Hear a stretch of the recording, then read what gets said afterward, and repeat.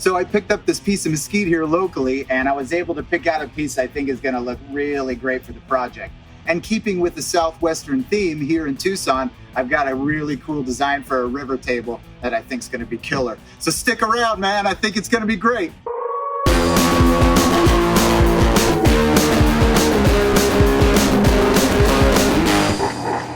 So whenever I'm doing my cuts, I always like to put a speed square there just in case the saw decides it doesn't want to be perfectly square. So it's looking pretty good. It's way too much time invested into these projects to just have something silly like it not be cut straight.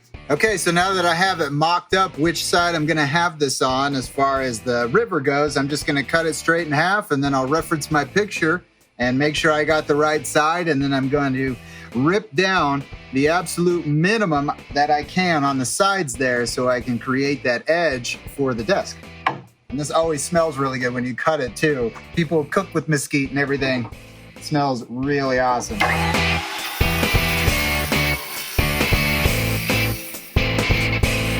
Once I get this sanded down all nice and smooth and I pour the epoxy, this is just gonna be like a gold lining right along the river there. You can see it's a little bit shorter, but it's because there was a crack in the wood, and I didn't want to have to deal with that in the final product. So I was able to take even smaller than a 12-foot piece of wood, cut it in half, and now I'm going to be able to make a much wider computer desk as opposed to having something a little bit smaller like this and ripping it down the center as you normally would and put the wood together to get that river. You wouldn't have a very wide table, or you'd be spending a ton of money on epoxy to fill that void. Just take that off, and that way I got a nice square edge for the desk. And I'll just do the same on this side. Try to get as much wood out of this as we can here.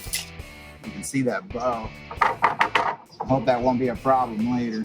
Okay, I've got the one side cut down. This is the little piece. It's actually real pretty. I'll probably end up making coasters out of that. I just love how solid this wood is, man. It's gonna make a really nice quality desk that's gonna last a long time.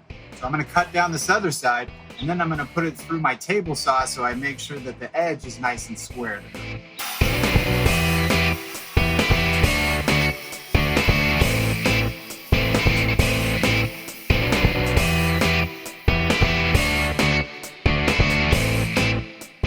All right, so I'm gonna flip that one around and we'll put these together, and I'm gonna measure it 2 feet across, and we'll see what our river looks like in the middle now. 2 feet right there. And that's 2 feet right there. And then once I get that nice and square by putting it through the table saw, I'm gonna get my chop saw and I'm gonna cut this at a nice square angle, and then I'm gonna sand it forever, and then I'll build a form for it. But fun, good times.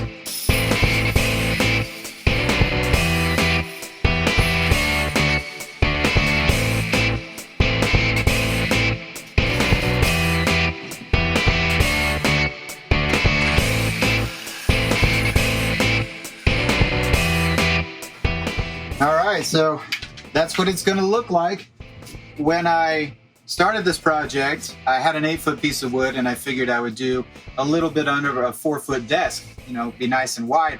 But because there was so much bad wood here with the splitting, I ended up having to cut the project down to 2 foot by 3 foot. But it looks really, really nice. I mean, check this out. Look how beautiful that's gonna look with that river on the inside there.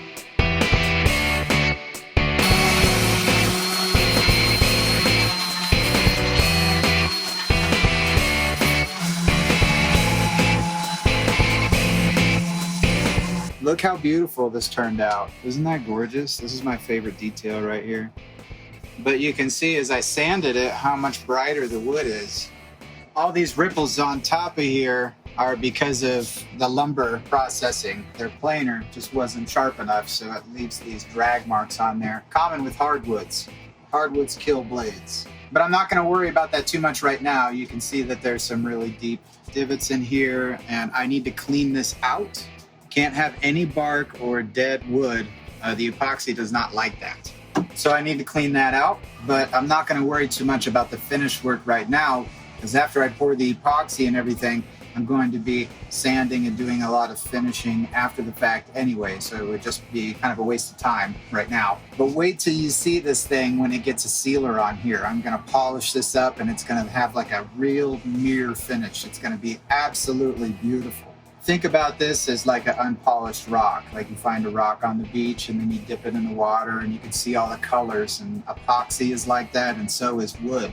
If you give it a really polished, shiny, buffed coat on there, the colors just pop really beautifully. So I'm very excited to be doing that. Bubbles will continue to come out of that bark or that dead wood for hours and hours. So if you get it as clean as you can, especially with a hardwood that doesn't breathe as much, you won't get so many bubbles in your finished product of the epoxy.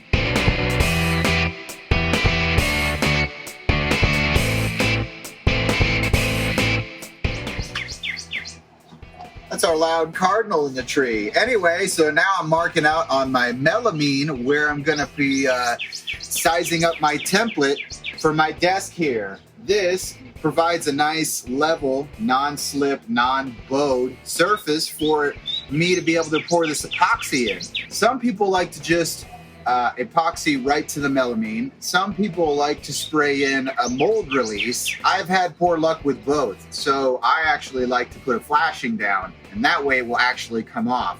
A lot of times the epoxy sticks so hard that it just rips the melamine apart, so I'm gonna measure out at least about a 1/4 inch larger than my project, accommodate for the caulking to seal around the gaps around the bottom and be able to have a little bit of wiggle room for the epoxy to breathe. Oh. Watch me plug this in. Yeah. Look how good and safe my cord is.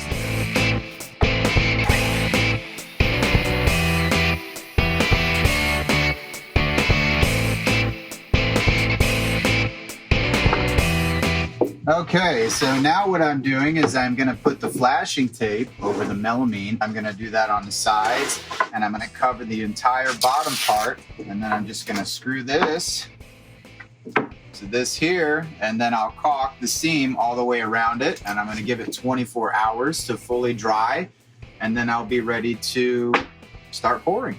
You don't want to skimp on the anchors because you don't want any of that epoxy to possibly seep out from those seams, because it will all pour out and you will waste lots of time and money.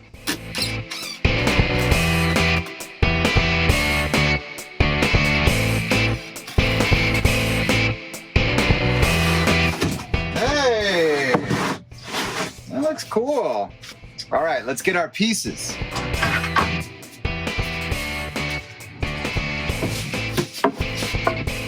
Look at that. Wow. That's gonna look beautiful, man. So before I can get to the fun part, I'm gonna have to caulk this in, and then I'll give it 24 hours and I will come back out and pour the epoxy. I thought I would take a minute to go over Ubiquity's networking stuff, because I know there's a lot of advanced features that I don't know about. So I figured I would just start with my cameras and see what kind of capabilities those have. And I'll start with the coolest camera I got, which is the PTZ camera. So let's check it out.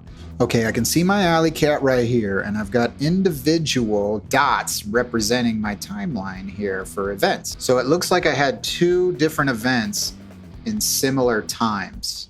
So I can see my cat in one, like that. There's a kitty. And then if I go to the next one, now he's up there getting a drink of water at the neighbor's house. So yeah, you can see, let's see him, slow him down. Oh, look at that. I was wondering what that highlight motion was. It's like Predator. It's like a heat signature. That is the coolest thing I have ever seen. And it's like it keeps it still at the highest point of motion activity, or when they stop, I guess. That is so cool, man. Did you know that Van Damme was supposed to be Predator and he turned the roll down? Probably because him and Arnold Schwarzenegger weren't friends at the time. Let's see, I'm gonna enlarge the picture and I'm gonna highlight. That is just the coolest thing ever, man. And then they just walk right through the spot. So I can imagine that this would be pretty handy if maybe you have more than one targets on the screen, or maybe you just can't see where they're moving, but you know that the motion sensor was detected. All right, I'm gonna click on this view and I can see that there is a little bus going by. And then it looks like I can delete a segment. Oh, that's so cool. So it's very similar to when you're going to download a clip, you can delete a clip. This will permanently delete 15 minutes, 12 seconds from AliEye's. Deleted footage cannot be restored. So decide if you don't want that real quick. Look at camera footage missing. I like to role play that I'm the FBI and I'm like, what happened? That was the meeting zone. Where is everybody? And then I'm like Alec Baldwin and I punch that techie in the face because he messed up my FBI sting. Settings tab, we're at general. We can view our channel log. We have our backups tab here. Advanced. I'm not going to reveal my password.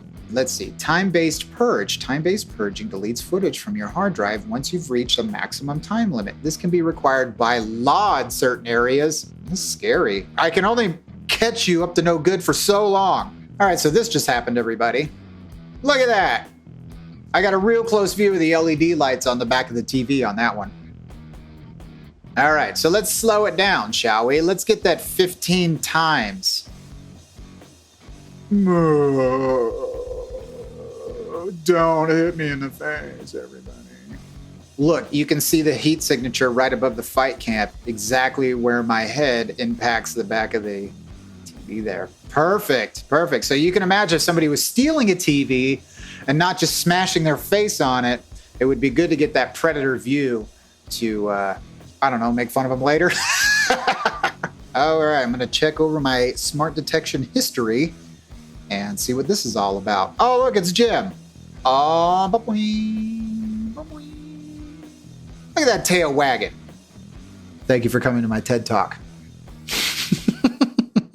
Okay, now here comes the fun part. I'm getting ready to pour the epoxy in. So I've got at least a gallon of epoxy. That's what this calls for. We've got our concentrated red translucent dye we're gonna be mixing in there. And I'm really bummed out that you can't really see how beautiful the color is gonna be because my flashing tape is already red. But once it dries, man, I pull it out of this form, it's gonna look beautiful. So make sure that your project here is all nice and clean. You don't got any debris in here. There's no bugs floating around. You're not sweeping the floor after the fact and stirring up dust, because this is clear and you will be able to see all the little bits and contaminations in there, and the epoxy is way too expensive to just have something like a fly right in the middle of your project. So you really want to make sure that your project is nice and level before you pour any of your epoxy in there, because if it's not level, it's going to settle to one side and it's going to be a little bit of a bear trying to level that back out. Another thing you can do is you can take some hot glue and you can do a little dam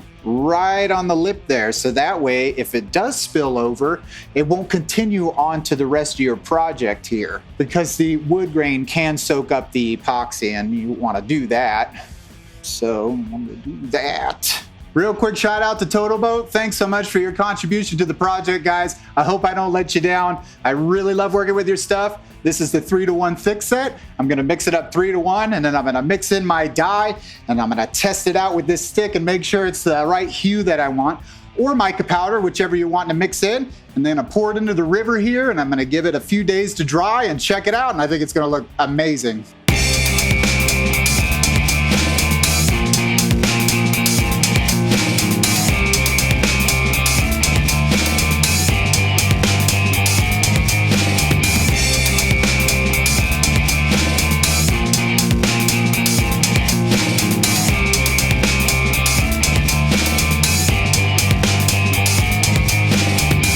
So I just got done mixing up the epoxy, and as you can see from our stick here, it's not very dark. So I'm gonna add some more of that dye and stir it in and see how dark it gets. So I added more of the dye and it looks pretty good, but I really wanna double check and make sure that it's the right color that I'm looking for. So I'm gonna take one of these other measuring cups I have, and I measured up 1.25 inches, which is the thickness of my project here. And then I'm just gonna kind of dip it in here and see what the color is going to look like at that thickness. And it actually looks pretty sweet. So one thing that's helped me out a lot in the past when I wanted to make sure that all my projects were consistent is I'll actually count how many drops of this I'll put into my epoxy. And then that way, all my buckets will have the same amount. Or if I have a customer that wants me to replicate a design they saw, I know how much of this to put in there.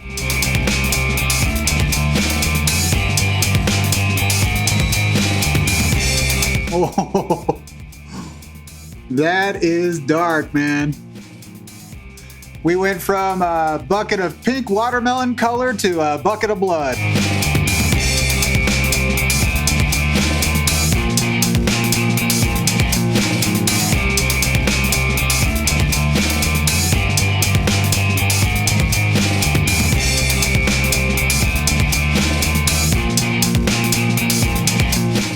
Very careful not to bump it.